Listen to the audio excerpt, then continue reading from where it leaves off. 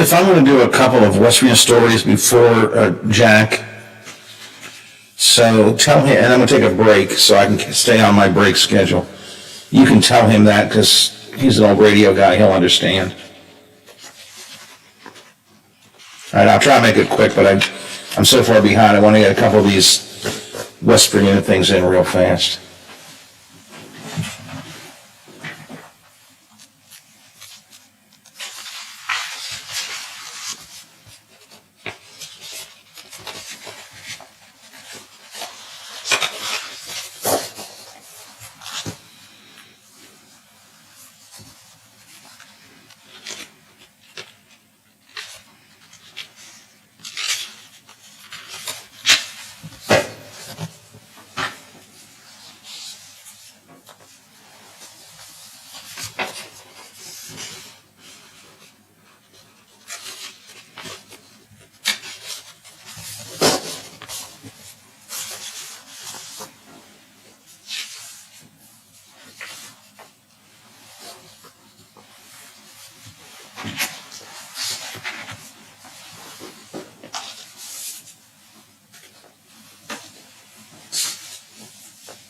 Come on, where did it go?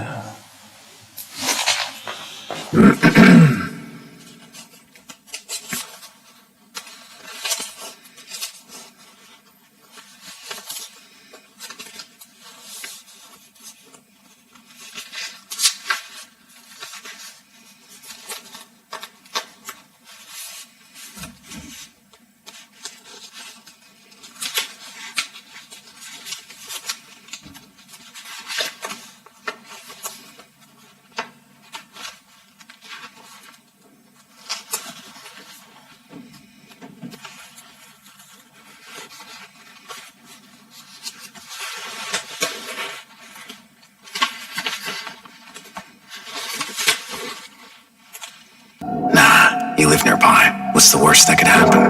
You get pulled over. Your insurance goes up. You lose your license. You total your car. You kill someone. The results of driving drunk are tragic. That's why law enforcement is out there looking for impaired drivers to save lives. So if you think you're okay to drive after a few drinks, think again.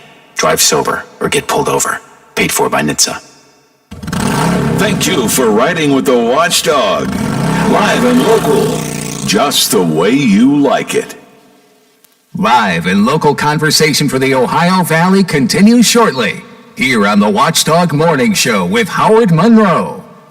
Rural King has always been committed to the lowest prices guaranteed and to what we believe are pillars in our communities, Christian churches and organizations. From now through March 27th, Rural King is excited to host Church Week. During Church Week, for each valid Rural King receipt submitted to us, Rural King will donate 10% to the registered Christian organization of your choice. Together, let's strengthen our neighborhoods. Visit ruralking.com/churchweek for details. You've been putting back a few, and a few becomes a few too many. For a moment, you think of calling for a ride, but nah, you live nearby. What's the worst that could happen? You get pulled over. Your insurance goes up. You lose your license. You total your car. You kill someone. The results of driving drunk are tragic. That's why law enforcement is out there looking for impaired drivers to save lives. So if you think you're okay to drive after a few drinks, think again. Drive sober or get pulled over. Paid for by NHTSA. Hello everyone. From the Watchdog, I'm the Storm Tracker, Darnell Foster. Well, look at your local weather forecast for your Monday. Look for mostly cloudy skies. A few peaks of sunshine, a daytime high of 47. Chance of seeing a few scattered showers through the overnight, otherwise mostly cloudy, with a low near 41. Early morning showers scattered on your Tuesday. The daytime highs are in the lower 60s as the afternoon sunshine comes out. Have yourself a great day, everyone. From the Watchdog, I'm Darnell Foster. The views and opinions expressed on the following program are not necessarily those of this station or its sponsors. Conversations you care about with people you know.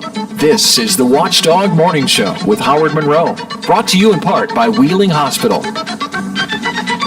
We have a lot of territory to cover this morning. Coming up in a minute or two, my old friend Jack Rice, who has been following the George Floyd case, ever since it first happened in Minneapolis, and of course now the trial of the cop who's accused of killing him is underway, and Jack's been following that. Jack will help us with an overview of it and what's happening and what's likely to happen coming up in just a minute. A so-called forced pooling bill is pending in the legislature in West Virginia.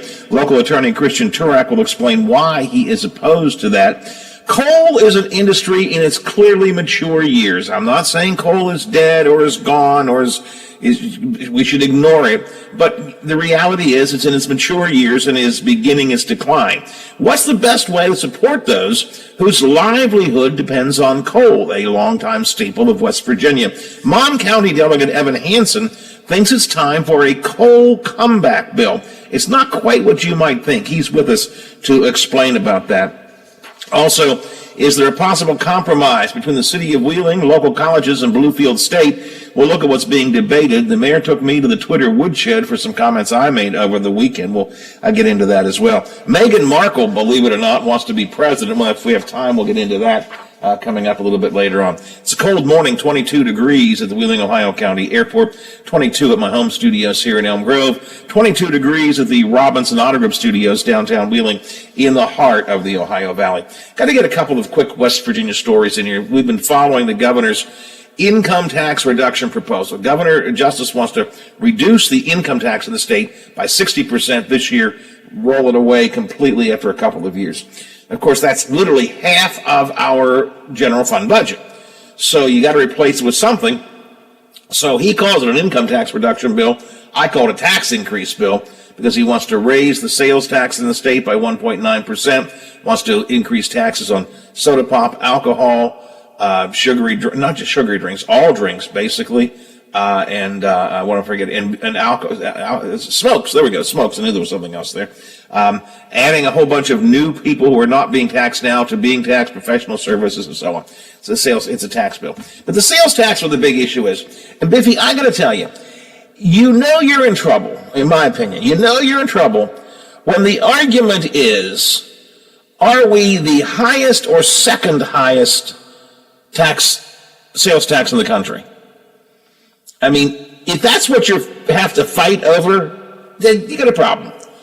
The Washington Business Industry Council last week, we talked about this, sent a letter to the governor and to all legislators raising their concerns about this plan of the governor's. And among other things, they said West Virginia will have the highest state consumer sales tax in the nation at 7.9%. The governor said, well, now, that's just sales tax. Now, you got to look at what other states are doing with other taxes, too. And so we're not as high as some other states, but when they add their local tax and their sales taxes together, well, then we're not as high. So when you have to argue that you're not the highest sales tax in the country, you might be second. I don't think you're winning the battle. I just don't think you're winning the battle. Brad has a good piece about this over at wvmetronews.com if you want to check it out. The Farm Bureau has now added their voice of those who think it's not a good idea. They told Governor Justice he is taxing away our farms in West Virginia with the proposal that he's got. And this bill will probably not go anywhere. I want to be honest about that. I don't know, with this supermajority, God help us, I don't know. But it probably won't go anywhere. But there is a bill in the legislature, HB 3108, and let me just read it to you. Establishment of a constitutional legal system superior to or parallel to the West Virginia Constitution and the West Virginia Code is prohibited. No person or group of persons shall establish a constitution superior to or parallel to the West Virginia Constitution and the State Code. Any attempt is ineffectual and shall be punished as treason against the state. If I understand this correctly, what they want to try and do is claim that West Virginia's Constitution supersedes all federal law. And indeed, that if you support federal law, you're a traitor. I don't think the bill will go anywhere, but God help us, I do not know. And one final comment on the state issue before I get to Jack. The Republican Party picked a new chair this weekend. They had a big debate. Conrad Lucas, the one-time party chair, very colorful figure, and pretty successful in helping raise the image of the party in West Virginia. matched up against Dr. Mark Harris, who was elected as the new chair during their meeting in Charleston. Dr. Harris described during the meeting as a medical professional and good Christian.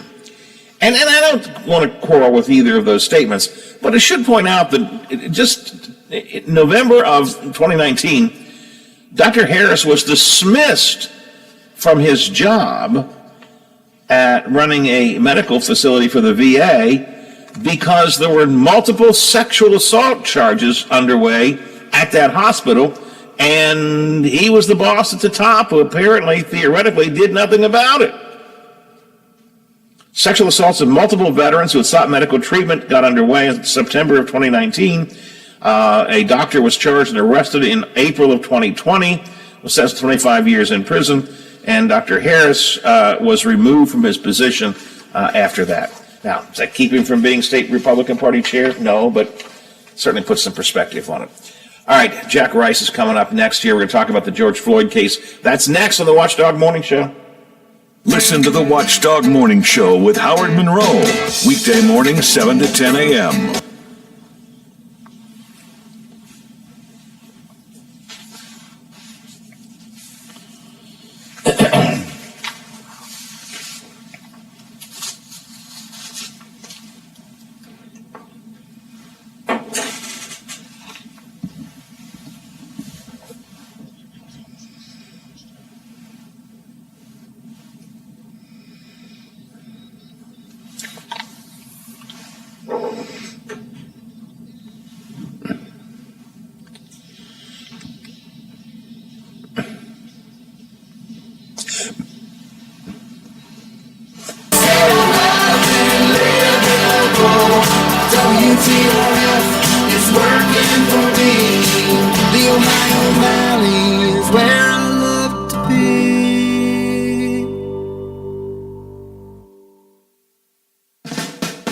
CA House Music has all the gear to make your music legendary. With all the best gear, including Fender, Epiphone, Yamaha, and more, CA House will have you rocking in no time. Get the most for your money with everyday low prices. And we meet or beat internet pricing.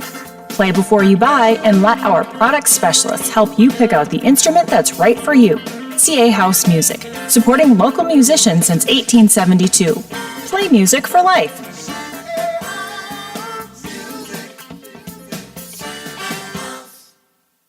My little girl hurt her foot and needed a doctor fast, but her physician wasn't available, and I wanted her seen as soon as possible. Then I remembered the Wheeling Hospital Urgent Care, right in downtown Wheeling at the Stone Center on Market Plaza. Open 9 a.m. to 9 p.m. every day, the center is ideal if you have a sudden sickness or injury. The doctors and nurses were great, and they also provided x-rays, a pharmacy, and lab draw station. No appointments needed, and convenient parking is nearby. Wheeling Hospital Urgent Care. They'll take good care of you. There's always one team that ruins your bracket, right? That's why this year you bet the tournament on FanDuel Sportsbook, America's #1 sportsbook, because on FanDuel, your first bet is risk-free. Doesn't matter if you're betting a #1 seed or the bottom seed. New users get up to $1,000 in site credit back if your first bet doesn't win.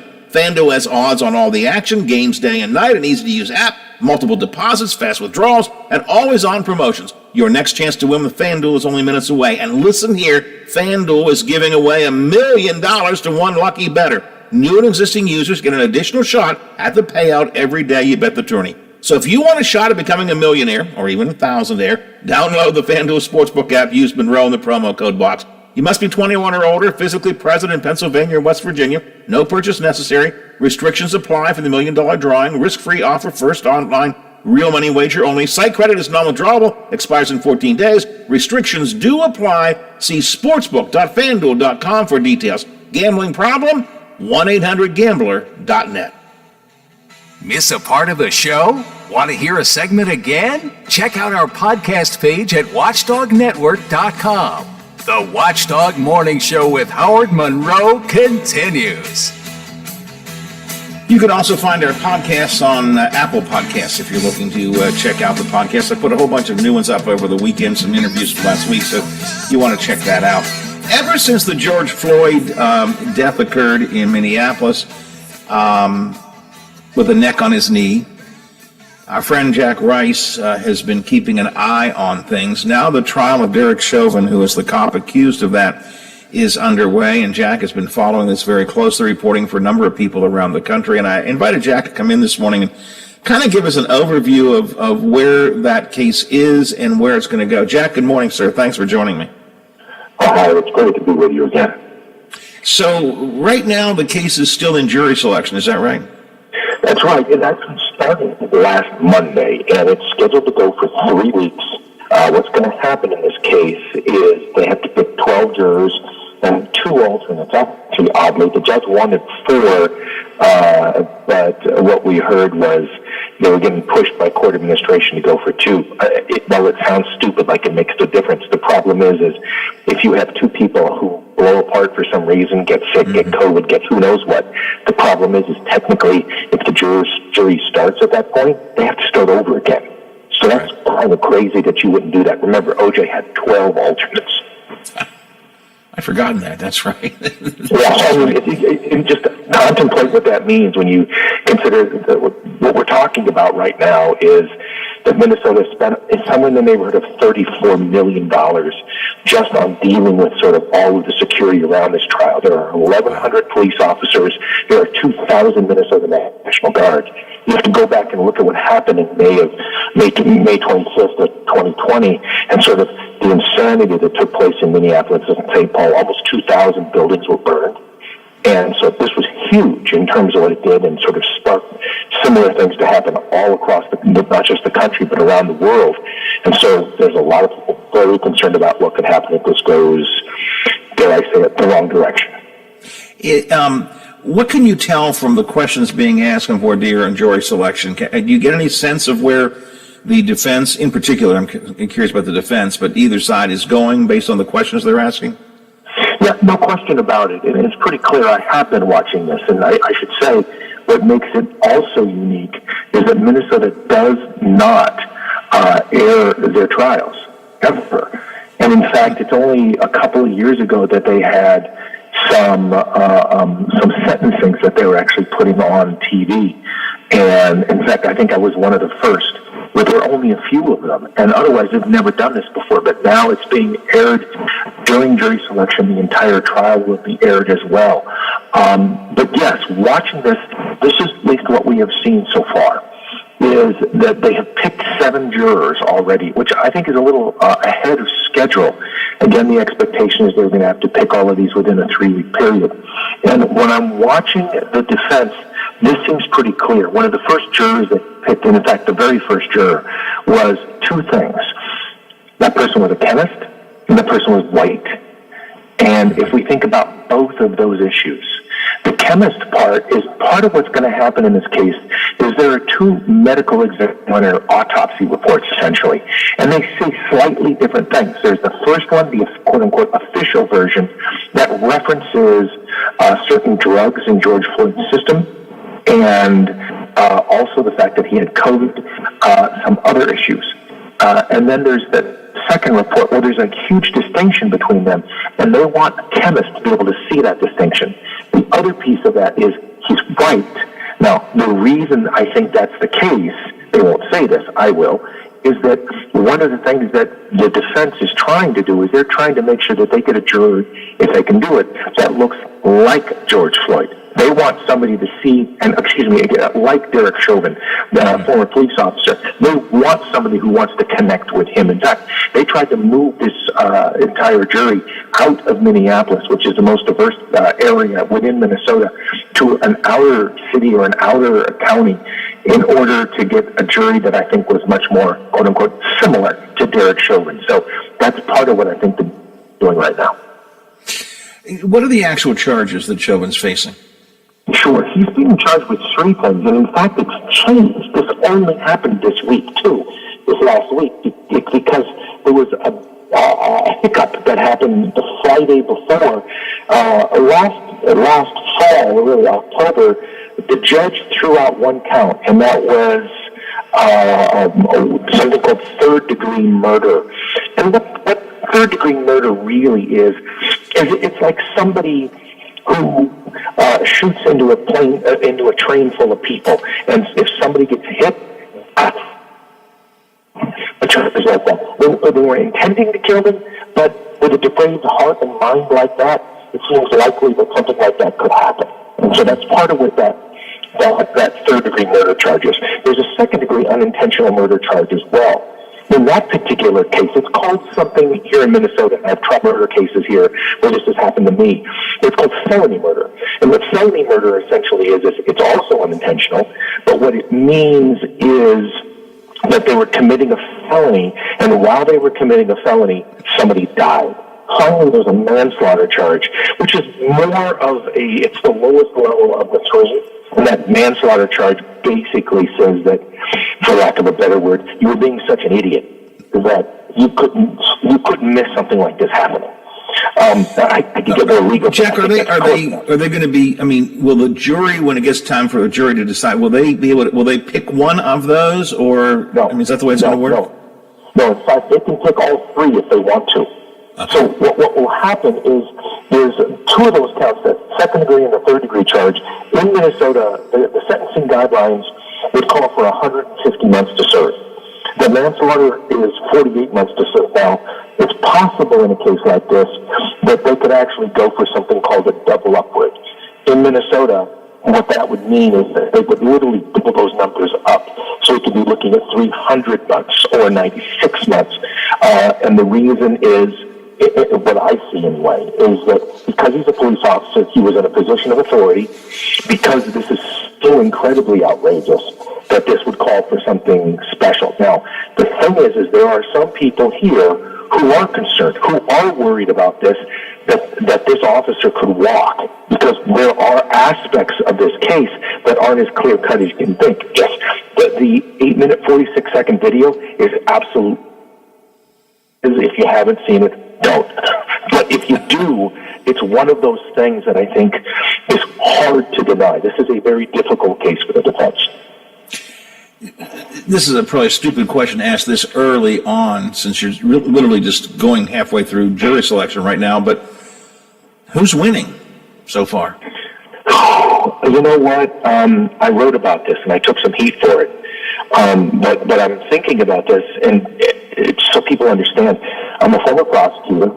I'm a criminal defense attorney, and so I'm seeing this from both sides. And frequently people have asked me sort of to put on that hat. And as a defense attorney, the defense is winning right now.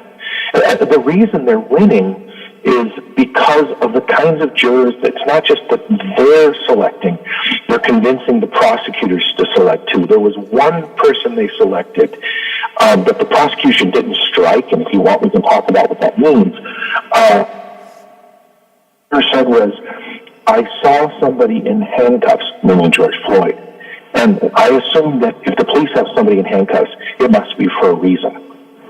Now, wouldn't that be stricken for cause? That person, that juror? Yeah, you would think so. And just again, for your listeners, what cause means is they couldn't possibly be fair. And the thing is there are unlimited strikes, meaning to juror and say, "Oh my gosh, this person can't possibly be fair," and they would strike them for cause. Unlimited numbers. In Minnesota, in addition, for this case, the defense has 15 strikes. They can strike for basically any reason. Ideally, they don't want to do for cause because that waste of strike it is. But you can't do it for race. The prosecution has 9. In this case, the defense somehow convinced the prosecution, or the prosecution decided not to use one of their strikes. That person is now on this jury. So if we think about 2 of those 7 so far, I have one person that says if a cop puts somebody in handcuffs, it must be because they've done something wrong. And we have the right chemist.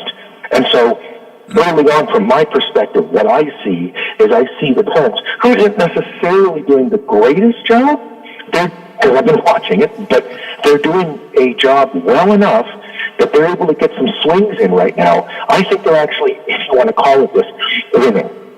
Wow. You know, that juror who said, I assume if he's in handcuffs, there's a reason for it. That amazes, people sometimes jokingly ask me, say, oh, I got a jury duty request. How can I get out of it? What do you think, Howard? And I jokingly will say, tell him that if the police arrested him, you figure they got to be guilty. Because I always assume that's prima facie throw you off the case. And this is what this guy did. Well, I assume he's in handcuffs. Well, Got to be some reason for it. I mean, if I'm the... Phew. Well, it's weird. Listen, this is something else that just happened. This happened on Friday. And so I'm a little torn by this issue. I'm confused by it for myself, and I don't really know what the answer is. The city council in Minneapolis settled with the George Floyd family on Friday. Now, this is a big deal because it's bigger than I think people are making it for this reason. Is that, first of all, it's the highest payout Minneapolis has ever paid to anybody by far. In fact, it was $27 million. They paid out to a woman named Justine Rosecheck $20 million, which is a gigantic number in its own right, just 2 years ago. And that was the other officer, in fact. Well, now, what makes this weird is that, understand, we have 7 jurors that have been picked. They are not, sometimes that you'll get when a jury is seated, they will basically put them in a hotel like they did with OJs and say, you can't give access to anything, and they keep them away from everything. At this point, because they haven't seated them yet, those 7 jurors just go home. Now, they're told not to deal with the media or read newspapers and stuff. But the problem is, nobody knows who they are, and so you know somebody's going to walk up to everybody, because they are, and they'll say, hey, did you hear? The city council just paid out $27 million to these people. So in other words, this will impact this jury. So it's a very strange thing to make this decision in the middle of jury selection. What does counsel say about that? I mean, why? You're right. The timing of this is really strange. I mean, was there surely some reporter, somebody asked the question, what did counsel say about their timing on this, or did they? Well, they haven't said anything yet because it happened late on Friday. Mm-hmm. And you know, I've actually had a conversation with one of the lawyers about this. I can't talk about what they said, but I know that when I thought about this is the problem with it. I mean, here's the other part, Howard, is that to me it's kind of strange, is that when we figure out payouts to everybody, right, it's like, how do you determine what that number is? In many cases, what it used to be was it's based upon how much money you made. If you worked at the Gap and you for your clothes, they would literally sit down and say, well, you make this much an hour times 40 times 22 years or whatever they would do. And they would say, okay, that's the loss, right? That's the damages. Then there would be something called pain and suffering, a different kind of damage. There would even be something called punitive damages. You can add all those 3 up. And in a case like this, what we have is a payout which is probably 20 or 30 times what may have ever been paid out normally, and you question, is that an appropriate number under these circumstances? And what I could say, and follow my logic for a second, is that people have talked about something called tort reform in the past, and that tort reform, in my mind, so I'm left when it comes to this issue, is that tort reform is generally about businesses who are trying to cap their damages so they could do bad things, but limit how much they have to pay for it. That's what tort reform was. In this particular case, this is about a city whose citizens who themselves, I think you could make an argument, are innocent, are having to pay out an enormous number, which completely ignores the calculations that you would normally pay out if you were a company doing something. So you add that piece into this, and you turn around and you say, we pay out this massive number, we acknowledge our fault. I think people would see it as an acknowledgement of guilt, and you do it for either one of 2 reasons. You do it because you don't care what's going on in the jury trial, you couldn't care less, or you're trying to send a message to that jury. That's find him guilty. Yeah, absolutely.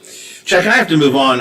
If you don't mind, maybe in a week or so, I'll touch base with you again once we get past jury selection and start with the opening statements, and we get a real sense of what each side is going to try to present. Interesting case. I know you're following it very closely, and I will touch base with you again at some point, if that's okay with you, my friend. Always. You know that. Come on, we've been friends for, 20 years? All right. So I will definitely talk to you again, probably next week sometime. I appreciate you talking with me today, though, Jack. Thanks so much. Have a great day. You bet. Bye-bye. All right. Jack Rice, I always mention him as a former CIA case officer because that's kind of the thing that's in his background. But in this case, it's more important that he is a defense attorney, former prosecutor, and he's been reporting for MSNBC and some other people on this George Floyd trial. And I wanted to, it's the Derek Chauvin trial, but the George Floyd, who killed George Floyd. I wanted to get him here on this show. Now, I'm going to shift gears. Coal is, I don't know how to phrase it. Coal in West Virginia is not what it used to be. Is that a fair way of saying it, Biff? It's not what it used to be? Yeah, I think that would be fair. Coal is not what it used to be, and it never again will be what it used to be. Doesn't mean it's going away. Doesn't mean I'm not one of these ones who want us to stop having it, but we got to look at the reality of it. So what do we do about the coal industry, the coal miners? How do we handle it? There are a lot of questions about the future of coal. And Delegate Evan Hansen from Montague County wrote a piece this weekend that caught my attention on what he calls a coal comeback bill. We will talk with Delegate Hansen about that coming up next on the Watchdog Morning Show. The WTRF Channel 7 News Update is brought to you by Thomas Auto Centers, Mall Road, St. Clairsville. Get the best deal at Thomas Auto Centers. Now it's back in a minute, Biff.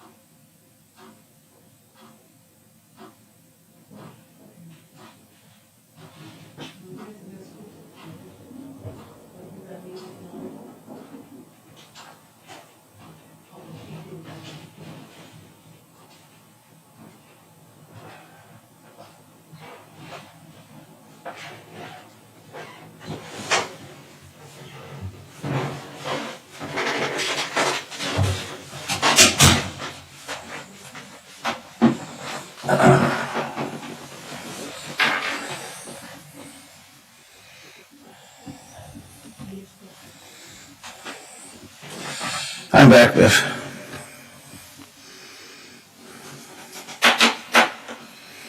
Evan Hansen should be on soon if he's not on already. Okie doke, good. 8 points per game, and they're hot. They've won 19 of their last 20 games heading into the tournament. That is today's Mountaineer Report, brought to us by Kroger, the official grocer of WVU Athletics. I'm Tony Caridi on the Mountaineer Sports Network from Learfield, IMG College. When winter weather strikes the Ohio Valley, you can trust the Storm Tracker 7 weather team to help you plan your day. Our experienced meteorologists stay connected with you on TV, online, and on social. Get your weather information straight from a local source. We'll help you be prepared and make sure you'll never be surprised. And we do expect dry conditions overnight, tonight, and all day tomorrow. Meteorologist Dr. Dave Walker, Aaron Mylar, and me, Zach Petty, the Storm Tracker 7 weather team, working for you. Does your dog need groomed or walked? Are you looking for a pet sitter or dog boarding options? If so, call Dirty Paws, Wheeling's newest pet care service, providing the Ohio Valley with everyone's pet care needs. Check us out on Facebook at Dirty Paws WHG or call 304-639-7754. For all your IT needs, visit OmniPerforms.com. Omni Strategic Technologies, the only IT company that the Watchdog trusts. This guy knows so much about sports. They based the Sports Almanac from Back to the Future off of his Dream Journal. He's Bill DeFabio, weekdays noon to 2, on the Valley's only network dedicated to live and local talk radio, The Watchdog. Live and local for the Ohio Valley, the Watchdog Morning Show with Howard Monroe continues. Still 22 degrees at the Wheeling, Ohio County Airport, 22 degrees here at my home studios in the Elm Grove section of Wheeling, and 22 degrees at the Robinson Auto Group studios downtown Wheeling in the heart of the Ohio Valley. One of the things that I wrestle with all the time is the coal industry. I'm not anti-coal, but I get in trouble because I say we've got to accept the reality that coal is an energy source in transition, in decline, quite frankly, to a large extent. And yet it still is a backbone of West Virginia. We have tons of coal miners here in the upper Ohio Valley still. And how do we reconcile the reality of coal, where it is and where it might be going, with trying to maintain the heritage and the economic value of coal? Evan Hansen is delegate from Mon County, and is talking about something called the Coal Community Comeback Bill, and I invited him to join us this morning to talk about that. Delegate Hansen, good morning. Welcome to the show. Good morning. Thanks for having me on.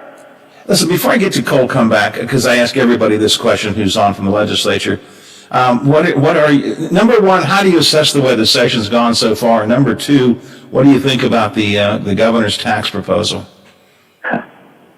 Well, the Republicans have a supermajority, and they're using it to pass their priorities. So a lot of bills are passing that I disagree with, but there's not much that can be done to stop them, unfortunately. In terms of the governor's tax proposal, I need to wait and see what actually runs. I don't think the proposed tax plan as written is what's going to actually run through a committee. So I'll reserve judgment until I see the specifics, but I would say that the bill as proposed, I think would harm more West Virginians than it would hurt, or it would harm more West Virginians than it would help, I should say. I think the House Finance Chairman has even said that he may rewrite the whole bill, that the concept is good, but it may be rewritten completely. I think I read that somewhere. I think, it's going to undergo a lot of changes, I suspect. Yeah, so I think the prudent thing is to wait and see what runs, because, there probably are some adjustments we can make in our tax code that would help people and might help bring people to West Virginia and grow the economy. So I'll wait to see what's actually proposed. I mentioned earlier this morning, though, I have to chuckle. I see the story at WVMetroNews.com that says the governor is sparring a little bit with the BIC over, do we have the highest state sales tax in the country? And the answer to that question is yes, we would after he puts this into effect. The answer is yes, we would, but the governor says, but you can't just look at state sales tax. You got to look at adding in other local taxes. Therefore, we're not the worst of the country. We may be second or third worst. And I'm thinking, when your argument is we're not the worst, we're just only second or third worst, that's not a good argument that you have to make. So, I would agree with that.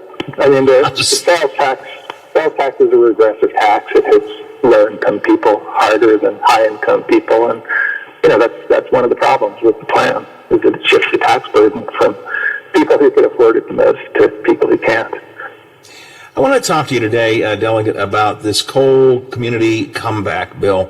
I wrestle all the time with how do we handle coal in West Virginia. I am not one of those ones who thinks we need to get mired in the past and live in the days when coal was really king. But coal's still really important, and I don't know how we deal with the reality of an industry that's, as I said, on something I wrote this week, it's in its mature years at least. How to deal with that and still support coal miners and the coal industry? That's one of the biggest challenges facing the state right now, in my opinion, and that's why I think this bill and other legislation is so important, because coal has been hugely important to West Virginia for decades, but we're in a different reality now where there's way fewer coal mining jobs. Coal companies have gone bankrupt over and over again in recent years, and coal-fired power plants are shutting down, not just across the country, but in West Virginia. So we're in a new reality, for better or worse. This is the new reality, and we need to take steps so that children and grandchildren of coal miners have jobs. We're not going to be able to have the future look like the past. We need to think about things a little bit differently. So how do we do that? Well, that's a big challenge. I think the first thing we need to do is recognize this reality that we're in and stop proposing bills that are clinging to the past. Because, maybe they'll make a difference for a year or two, but they're not going to impact us long term. So the first thing is to recognize that reality. And then the second thing, which I think is so important about this coal community comeback bill, is we need to figure out what we want as a state, what we want as people who are impacted by the decline of the coal industry. Because there's a lot of goodwill, believe it or not, at the federal level in terms of pushing funding and programs into those communities that are the hardest hit by the transition of the coal industry. And if we are unified in what we want to do and can communicate that effectively, we're going to do better. We're going to get more programs and more funding to help us diversify our economies. So, I could come up with what I think are some of the important things, but ultimately we need people in these communities to speak with a unified voice. Well, what are the things that you think could be on the table as the discussions get underway? Well, I think infrastructure is really important. If you think about a lot of the communities that are the hardest hit, they don't have broadband, a lot of these communities. Some communities don't even have cell service still. So broadband infrastructure is important. Even something as basic as water and wastewater infrastructure. What types of companies are going to want to come in and create jobs if they're not convinced that there's going to be safe and clean drinking water for the employees and for the customers, or effective wastewater treatment so that raw sewage isn't being discharged into the local creeks. So even just some basic infrastructure types of efforts are going to be important, I think. But there's also other types of investments, like investing in trails and recreation types of amenities, helping entrepreneurs so that they'll have the resources they need to start new businesses in some of these communities. There's a wide range of things that we need to do. It's not going to be one single solution. Unfortunately, Elliot, a lot of things that are happening this session are kind of anti what you're talking about here. There's actually efforts being made to roll back some of the water protections that were put into place after the big spill a few years ago. I mean, I don't know whether if that's passed yet or not, but that's likely going to go into law, rolling those back. There's an awful lot of I use the word regressive policies that we seem to be putting into effect. Again, there's a bill pending, I lose track of where they are, to force coal-fired power plants to maintain their current levels, which is awfully uncompetitive if they don't feel the need to. So these seem to me to be measures of the past, not of the future. I agree with you. That bill that would force the utilities to buy more coal and to keep the coal-fired power plants running, whether or not they're economical, that's really a backwards-looking bill rather than a forwards-looking bill. Maybe it might help keep a coal-fired power plant operating for a couple more years, but it's not going to have a long-term impact on that. But what it will do is increase the electric rates for West Virginians and make West Virginia a less attractive place for people to move and for businesses to grow. So, I mean, that's a really good example. And then, like you also mentioned, the water bills. We passed 2 dirty water bills out of the House last week. So they're sitting in the Senate now. One is the rollback of the above-ground storage tank regulations. But the other one actually weakens water quality standards for about a dozen toxins and cancer-causing pollutants, basically allowing more toxins in our drinking water sources. These are the types of things that I think don't help. It kind of goes back to the first point you made, which is sort of the opening gambit here.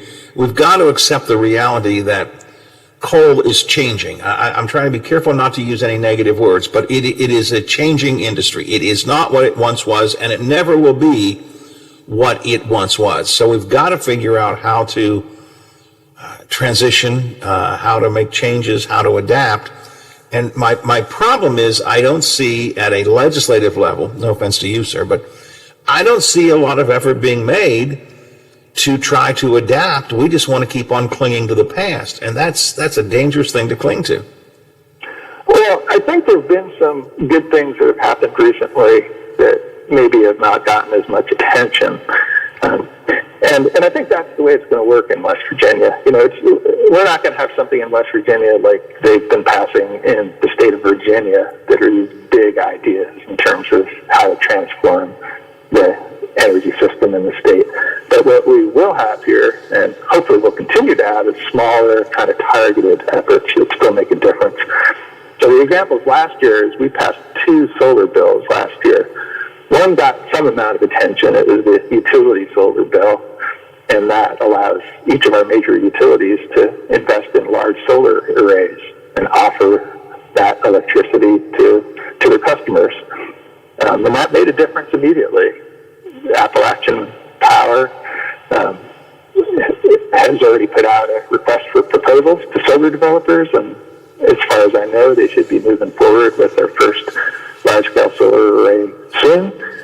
And First Energy is committed to doing so this year. So, that's a bill that's making a difference immediately. And the other solar bill we passed last year got a lot less attention, but it actually passed unanimously, and it fixed what was a punitive tax on large solar arrays. So that got fixed, and because of that, we have some other large-scale solar projects that are being built in West Virginia. The one right outside of Beckley, and the second one in Berkeley County. And all these solar projects are not just giving us green electricity, but they're creating union jobs. They're also supported by the local chambers of commerce, and they're allowing companies that require renewable energy to come to West Virginia and create jobs here as well. And that second part you mentioned is really important. There are a lot of companies that just are not going to come to the state. I mean, the reality is that a lot of the big companies in this country now are looking for the ability to use alternative energy and alternative fuels. And if we block that, which I get your point, the solar bills were good, although even those had objection from inside the legislature, but they did pass. If we block efforts to try and move towards alternative energy, we're just blocking companies from wanting to come in. Same thing is true sort of in general. The more regressive our policies are, the less likely forward-thinking companies are to want to consider our state at all. And quite frankly, I think we've been a very regressive thinking legislature this entire session with the supermajority of the Republicans. Yeah, I think that's true. There's so much we can do that are kind of simple things that other states have already done, so we know they work. We know that they'll create jobs, but there's a real hesitancy to do some of those things, unfortunately. Is there a coal community comeback bill that's been introduced? Have you introduced it this year? I know you brought one up similar to this last year. Have you tried it again this year? Yeah, last year the bill passed the House 100-0. Last year it had a different name. It's called the Just Transition Bill. This year, I had been waiting until the end of the bill submission period just to negotiate on it. Anyway, we should have a bill number today, and if we don't have a bill number today, we'll have it tomorrow. So yes, there will be a bill. We'll have a bill number today or tomorrow, and it's a bipartisan bill, and I hope we can get it moving. I was going to ask you, what kind of you have to have floor talk about this. I mean, not on the floor, but, between your fellow delegates. What kind of response are you hearing? Do you see support for this? Yeah. And like I said, it passed unanimously last year. There is support. Even though we're not doing much that's progressive, I think there are a large number of legislators who recognize the reality that you and I are talking about, whether or not they're willing to talk about it publicly. And so I think this type of bill kind of provides a platform for people to get behind this concept without, pushing an agenda that's too radical. So I think it kind of attracts people from both sides of the aisle because it moves us, it kind of nudges us in the right direction. Delegate Hansen, I appreciate your effort. First of all, I also appreciate your time this morning. I thank you for being willing to join me, and hopefully we'll have a chance to talk again in the future. Thanks. I appreciate it. All right. Have yourself a great day.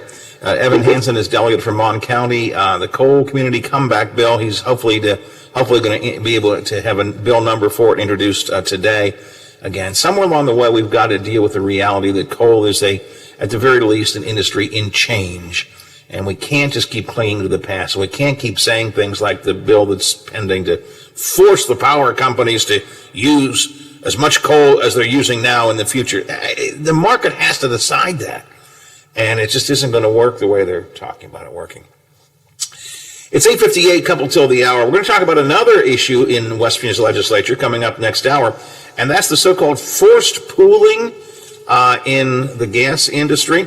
Christian Turak from the local area is an attorney who has been involved in this, talking about this, and thinks forced pooling, it represents a lot of folks who think forced pooling is a bad idea. We'll talk about what forced pooling is, what's wrong with it, where these bills are standing in the legislature, coming up in the next hour of the show here on the Watchdog Morning Show. And I have a few other items off the legislative front that if we have a chance I'd like to get to coming up this morning.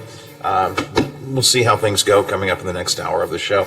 Also, we've got Senator Ron Johnson from, this is a federal story, this is federal Senator Ron Johnson from Wisconsin, who said that he wasn't concerned, I want you to think about this for a minute. He wasn't concerned about the insurrectionists that took over the state capitol that led to 5 people dying, including some cops being beaten and so on. He wasn't concerned because they were good, true patriots behind that. He would have been more upset if they'd been black.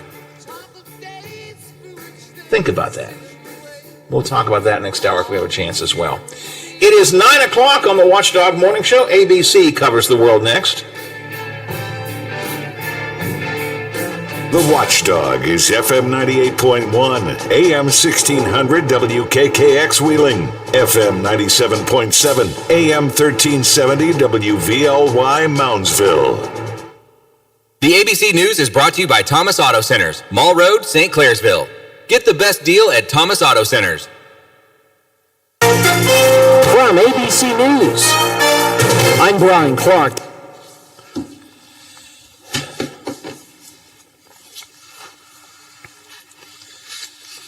All right, we've got Christian Turak coming up next, Biffy. 9:10. Hopefully.